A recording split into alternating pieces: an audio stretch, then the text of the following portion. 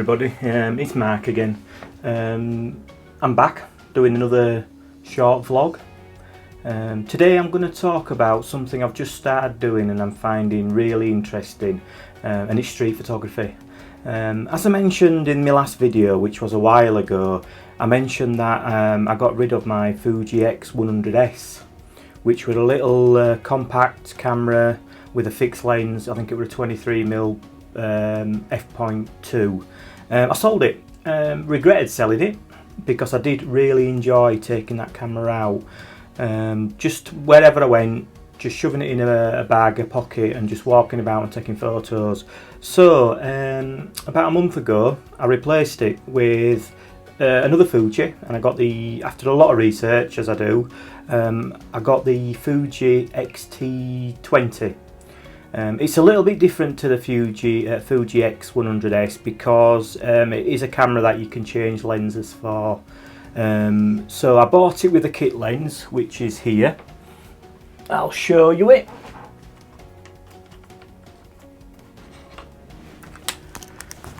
So this is the Fuji X-T20 with the kit lens, which is an 18-55 2.8 to f4, I think.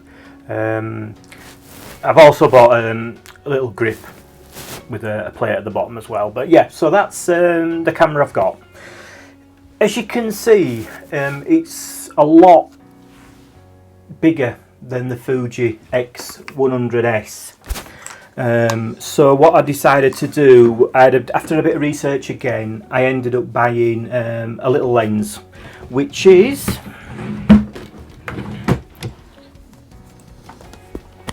the Fuji XF 27mm f 2.8. really small. So when you do get this onto the camera, it does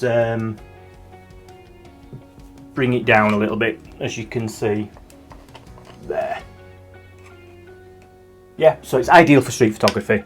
I also bought, along with that, after watching some good reviews, the Samyang, I think this is the, bear with me a moment, yeah, the 12mm f.2, which is a manual focus lens. I've used it a couple of times, and you will see at the end of this video some shots that I've taken, mainly with this and also the 27mm. So at the end of the video, what I'm going to do is I am going to talk through some of the shots that I've taken with my street photography. The reason I want to talk through them for is because I find it, I've watched a few videos on street photographers and I like the idea of them explaining what their thoughts were on when they were taking the shots. I do plan on doing a video where I'll put a GoPro on the top of the camera and I'll just talk as I'm going around taking a few shots and my ideas. The few lessons that I've learned, I've been out twice now with street photography. The lessons that I've learned is, I know everybody says light in photography is the main thing, and I think with street photography I do agree with that. I seem to be the type of person when it comes to street photography where I'll sit in a certain position where I found a decent composition to do with light, and then I'll wait for somebody to come into that composition and take the shot. The two times I went out with the camera, one was in Leeds city centre and the other one was in York. The York one, as I'll talk about later on, it was really, it was a rainy day, it was a wet day, so I decided to take advantage of what was available in York. And what was available at that time was a lot of puddles and a lot of old buildings. So I decided to look at doing some reflections in puddles. And I enjoyed it. It was a challenge, but I did enjoy it. There's also a couple more in there that are not to do with that theme. The second time I went out with the camera was in Leeds city centre, and here it was just a matter of walking round and seeing what caught my eye. This was before I came up with the idea of looking for light and waiting for somebody to come into the composition. So you will find a mixture of shots in there to do with Leeds. So I'll leave you to it now. So you won't be seeing my face anymore on this vlog, because I'm planning on just talking into a microphone and talking through the images that I put on screen. Don't get me wrong, there won't be that many, and as I've said, I am pretty new to street photography. The reason I bought another camera is what I found is I lost my mojo to do with photography, and especially landscape photography.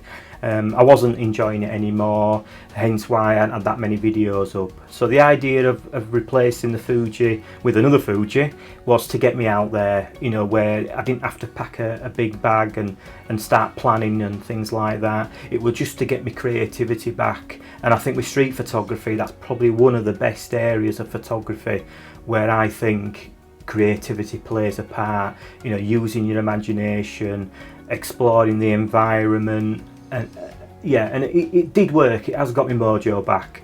I'm planning a trip up to the Lake District at the end of this month, all being well. Staying in the youth hostel. Yeah, I know, the irony. Yeah, so just watch the cut. I'm putting some images up, and I'll just talk through what I was thinking when I was talking it through, when I was taking it, and also what my idea was before I even took the photo, and how I was going to process it as well in Lightrooms. So yeah, thank you, and I'll speak to you again soon.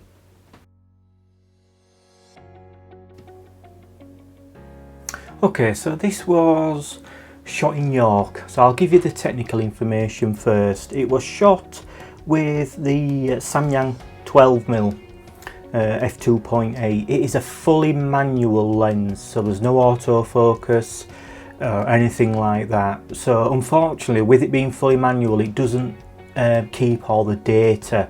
And the data it's showing me on Lightrooms is saying that it was ISO 400 and it was 180th of a second, but I'm not sure if that's true or not. This was shot by something I learned on a YouTube channel, and it was zone focusing. So what I did was I set my aperture to what I wanted it to be manually on the lens with the aperture ring. I set my shutter speed, and then I set my focusing onto infinity, or just nearly infinity.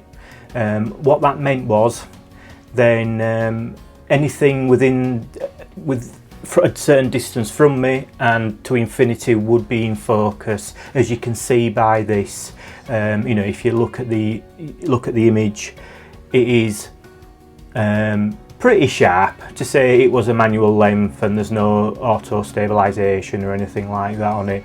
So that's the technical stuff. Well, not that very technical, but the idea of this, I just liked how the sun was coming through from the right hand side of the image. As you can see, when you look at the lady on the far right, she's quite bright, and then it was coming through.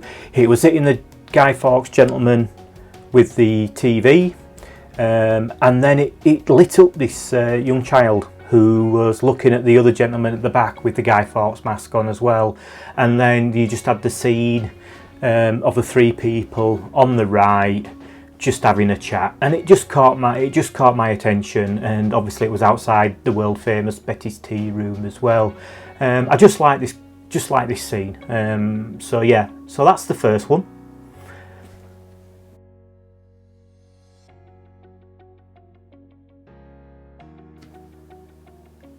Okay, this is the second shot. This is when I was in Leeds. This was shot, technical information again, this was shot with obviously the XD20.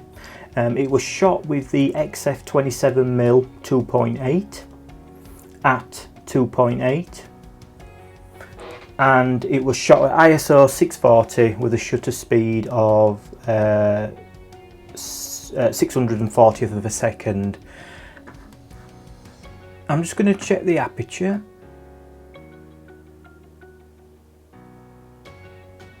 Yeah, it was shot at 2.8. So this one, I was walking past this, it's near the bus station at the bottom of Leeds, and I liked just the graffiti, you know. I think the whole lot says welcome to Leeds, but with the lens that I had and the position that I was in, I could just get the to Leeds in. I also liked the pigeons flying about, so I was going to frame it, and I think the final version of this, I think it's framed up to the lamppost on the left hand side, so all you see is to Leeds, and it's got the tree in it, and then it's got the lady walking into the frame on the right, and then the two ladies sat down there having a chat on the bench. I just like this one. It's my sort of style. The light's not bad. I did crop it to try and take some of the sky out, but I didn't like it because it just became a letterbox image, and the birds flying about the top gives it a little bit extra as well.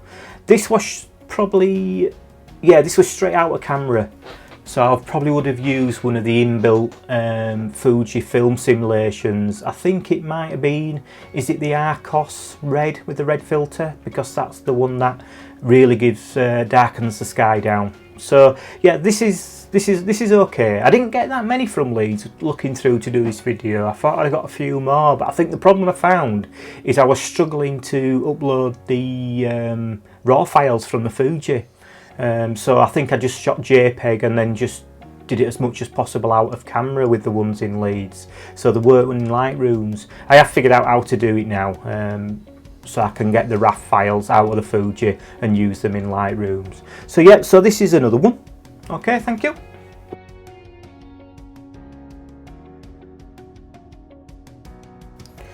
Okay, this is the last one. This is what I mentioned earlier on in the video about using the environment in York. There's been a lot of rain, so there were a lot of puddles, and obviously York's got a lot of old buildings, so I decided to use the reflections in the puddles. So I spent quite a bit of time going round, and I've got probably about four of these sort of images based around York. So technical information, again, this was shot fully manual on the Samyang 12mm. The information I've got from Lightrooms is saying it was ISO 640 and it was shot at 250 50th of a second. So it was all manual. So as you can see, the good thing about the XT20 has a tilted screen. So this I was able to really just stand there, lower myself to the ground with a tilted screen and get the different reflections. I took a couple of different compositions with this one. The reason I picked this one is because I do like the reflection, obviously, and I also like the two people in there where you can see on the top half of the image, right at the top, you can see the bottom half of them, and then when you look into the centre of the image you can see the top half. It's a lady and gentleman. This was processed again, I think just nearly straight out of camera using the in-film simulation, and I think I might have done a little bit of cleaning up on Photoshop. I think there was some chewing gum marks on some of the pavements, so I've got rid of them just to make it a little bit neater. So yeah, as you can see, the three that I've shown you are all black and white. For some reason I'm colourblind, so shooting in black and white is a lot easier for me, and I think my style of street photography so far does suit black and white. I'm going to try some colour, but I do love the black and white, and the film simulations in the XT20 and the Fuji films cameras are brilliant, really good. If you are going to use the Fuji film simulations in camera, please be aware that if you shoot RAW, when you upload them, they will go back to a RAW file, and then you'll have to put the film simulation back in.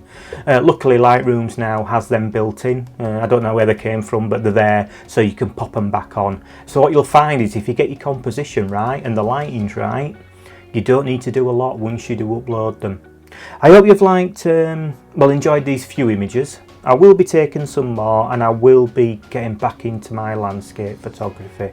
So thank you for listening. If you don't mind, if you haven't subscribed already, if you just subscribe, and obviously I think there's something about clicking a bell button somewhere to get notifications when I do upload some videos. Thank you, bye.